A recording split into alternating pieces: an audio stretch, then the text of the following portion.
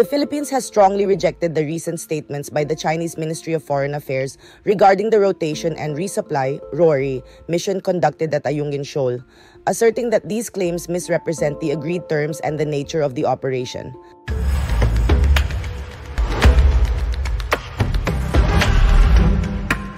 In a statement, the Philippines' Department of Foreign Affairs, DFA, clarified that the understanding between the Philippines and China was reached in good faith and was explicitly designed not to prejudice the national positions of either country.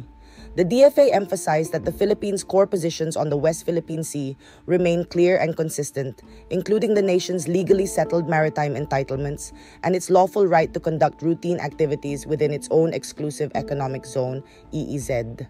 The BRP Sierra Madre, a commissioned naval vessel of the Philippines, is stationed at Ayungin Shoal within the country's sovereign rights and jurisdiction.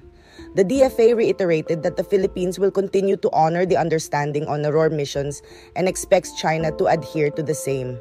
The National Task Force West Philippine Sea, NTF-WPS, reported the successful completion of a ROR mission to the BRP Sierra Madre on July 27, 2024. The operation, supported by the Philippine Coast Guard (PCG) and carried out by the Armed Forces of the Philippines (AFP) using the civilian vessel ML Lapu-Lapu, saw the successful delivery of essential supplies and the rotation of personnel. During the mission, various Chinese maritime forces, including 4 Chinese Coast Guard vessels, 3 People's Liberation Army Navy vessels, and 2 Chinese maritime militia vessels, were observed in the vicinity. However, these vessels maintained their distance and did not disrupt the operation. Supporting the NTF-WPS statement, videos were released showing the presence of Chinese maritime forces during the ROR mission. These visuals confirm that the Chinese vessels did not interfere with the resupply mission, contradicting the Chinese Foreign Ministry's claims of boarding and inspection by the Chinese Coast Guard. The DFA and NTF-WPS reiterated that the Philippines does not and will not seek permission from China for such missions, affirming that the country's activities at Ayungin Shoal are lawful and in accordance with international law, particularly the United Nations Convention on the Law of the Sea, UNCLOS. The Philippines remains committed to the peaceful settlement of disputes, emphasizing dialogue and consultation. President Ferdinand Marcos Jr.